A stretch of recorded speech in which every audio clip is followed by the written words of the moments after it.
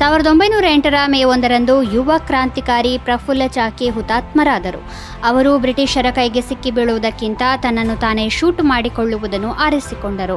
1908 April 30ರಂದು ಕೇವಲ 19ನೇ ವಯಸ್ಸಿನಲ್ಲಿ ಪ್ರಫುಲ್ಲ ಚಾಕಿ ಅವರು ಕ್ರಾಂತಿಕಾರಿ ಖುದೀರಾಮ್ ಬೋಸ್ ಅವರೊಂದಿಗೆ ಬಿಹಾರದ ಮುಜಾಫರ್ಪುರದಲ್ಲಿ ಕಲ್ಕತ್ತಾದ ಮುಖ್ಯ ಪ್ರೆಸಿಡೆನ್ಸಿ ಮ್ಯಾಜಿಸ್ಟ್ರೇಟ್ ಡಗ್ಲಾಸ್ ಕಿಂಗ್ಸ್ಫೋರ್ಡ್ ಅವರ ಕಾರಿನ ಮೇಲೆ ಬಾಂಬ್ ಎಸೆದರು.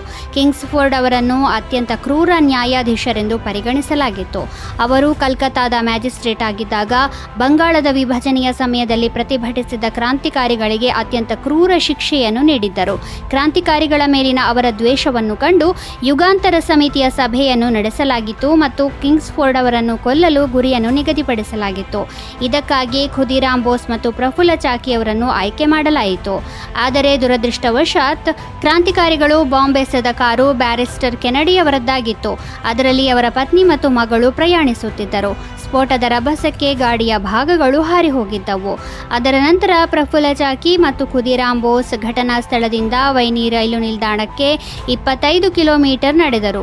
ಇದನ್ನು ಈಗ ಖುದೀರಾಮ್ ಬೋಸ್ ಪುಸಾ ರೈಲು ನಿಲ್ದಾಣ ಎಂದು ಕರೆಯಲಾಗುತ್ತದೆ. ಬ್ರಿಟಿಷ್ ಪೊಲೀಸರು ಅವರ ಹಿಂದೆ ಬಿದ್ದಿದ್ದರು. ಮೇ 1ರಂದು ಬ್ರಿಟಿಷರು ಇಬ್ಬರನ್ನೂ ಸುತ್ತುವರೆದರು. ಅದರ ನಂತರ ಪ್ರಫುಲ್ಲ ಚಾಕಿ ಬ್ರಿಟಿಷರಿಂದ ಸೆರೆ ಹಿಡಿಯಲ್ಪಡುವ ಬದಲು ಸ್ವತಃ ಗುಂಡು ಹಾರಿಸಿಕೊಂಡರು. ಆದರೆ ಖುದೀರಾಮ್ ಬೋಸ್ ಹಾಗೆ ಮಾಡಲು ಸಾಧ್ಯವಾಗಲಿಲ್ಲ. 1908 ಆಗಸ್ಟ್ 11ರಂದು ಕೇವಲ 18ನೇ ವಯಸ್ಸಿನಲ್ಲಿ ಅವರನ್ನು ಗಲ್ಲಿಗೇರಿಸಲಾಯಿತು.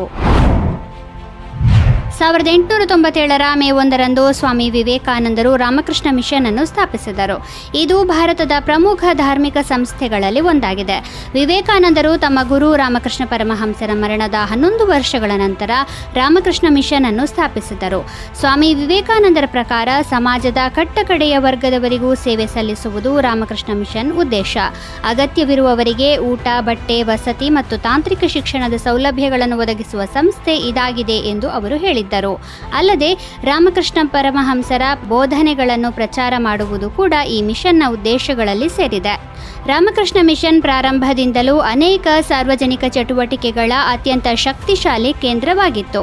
ಇವುಗಳಲ್ಲಿ ಪ್ರವಾಹ, ಕ್ಷಾಮ ಮತ್ತು ಸಾಂಕ್ರಾಮಿಕ ಸಮಯದಲ್ಲಿ ಪರಿಹಾರ ಕಾರ್ಯಗಳು, ಆಸ್ಪತ್ರೆಗಳ ಸ್ಥಾಪನೆ ಮತ್ತು ಶಿಕ್ಷಣ ಸಂಸ್ಥೆಗಳನ್ನು ನಡೆಸುವುದು ಸೇರಿವೆ. ಗುಜರಾತ್ ಮತ್ತು ಮಹಾರಾಷ್ಟ್ರ ರಾಜ್ಯಗಳನ್ನು 1960 ಮೇ 1ರಂದು ಸ್ಥಾಪಿಸಲಾಯಿತು. 1960ರಲ್ಲಿ ಈ ದಿನದಂದು 2 ಹೊಸ ರಾಜ್ಯಗಳಾದ ಗುಜರಾತ್ ಮತ್ತು ಮಹಾರಾಷ್ಟ್ರಗಳು ಬಾಂಬೆ ರಾಜ್ಯದಿಂದ ಬೇರ್ಪಟ್ಟು ಅಸ್ತಿತ್ವಕ್ಕೆ ಬಂದವು. ಈ ದಿನವನ್ನು ಮಹಾರಾಷ್ಟ್ರದಲ್ಲಿ ಮಹಾರಾಷ್ಟ್ರ ದಿನ ಮತ್ತು ಗುಜರಾತ್ನಲ್ಲಿ ಗುಜರಾತ್ ದಿನ ಎಂದು ಆಚರಿಸಲಾಗುತ್ತದೆ. ವಾಸ್ತವವಾಗಿ ಈ 2 ರಾಜ್ಯಗಳು ಸಾಕಷ್ಟು ಹೋರಾಟದ ನಂತರ ರೂಪುಗೊಂಡವು. 1956ರಲ್ಲಿ ರಾಜ್ಯಗಳ ಮರುಸಂಘಟನೆ ಕಾಯ್ದೆಯ ಅಡಿಯಲ್ಲಿ ರಾಜ್ಯಗಳನ್ನು ಭಾಷಾವಾರು ಆಧಾರದ ಮೇಲೆ ವಿಭಜಿಸಲಾಯಿತು. ಇದರಿಂದಾಗಿ ಬಾಂಬೆ ರಾಜ್ಯದಲ್ಲೂ ಪ್ರತ್ಯೇಕ ರಾಜ್ಯದ ಬೇಡಿಕೆ ಹೆಚ್ಚತೊಡಗಿತು. ಈ ಪ್ರಾಂತ್ಯದಲ್ಲಿ ಮರಾಠಿ ಮತ್ತು ಗುಜರಾತಿ 2 ಭಾಷೆಗಳನ್ನು ಮಾತನಾಡುತ್ತಿದ್ದರು. 2 ಭಾಷಿಕರು ಪ್ರತ್ಯೇಕ ರಾಜ್ಯಕ್ಕೆ ಆಗ್ರಹಿಸಿ ಚಳುವಳಿ ಆರಂಭಿಸಿದ್ದರು. ಜನರು ತಮ್ಮ ಬೇಡಿಕೆಗಳ ಕುರಿತು ಅನೇಕ ಚಳುವಳಿಗಳನ್ನು ಸಂಘಟಿಸಿದರು. ಇದರಲ್ಲಿ ಮಹಾ ಗುಜರಾತ್ ಚಳುವಳಿಯೂ ಒಂದು.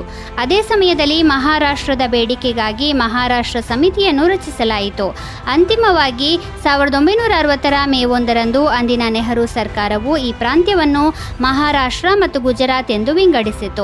ಆದರೆ ನಂತರ ಬಾಂಬೆ ನಗರದ ವಿಷಯದಲ್ಲಿ ಸಾಕಷ್ಟು ಜಗಳಗಳು ನಡೆದವು ಮತ್ತು ಅಂತಿಮವಾಗಿ ಬಾಂಬೆಯನ್ನು ಮಹಾರಾಷ್ಟ್ರದ ರಾಜಧಾನಿಯನ್ನಾಗಿ ಮಾಡಲಾಯಿತು. ಅದು ನಂತರ ಮುಂಬೈ ಎಂದು ಕರೆಯಲ್ಪಟ್ಟಿತು. ಮೇ 1 ಕಾರ್ಮಿಕರ ದಿನ, ಮೇ ದಿನ ಮತ್ತು ಅಂತಾರಾಷ್ಟ್ರೀಯ ಕಾರ್ಮಿಕ ದಿನ ಎಂದು ಆಚರಿಸಲಾಗುತ್ತದೆ.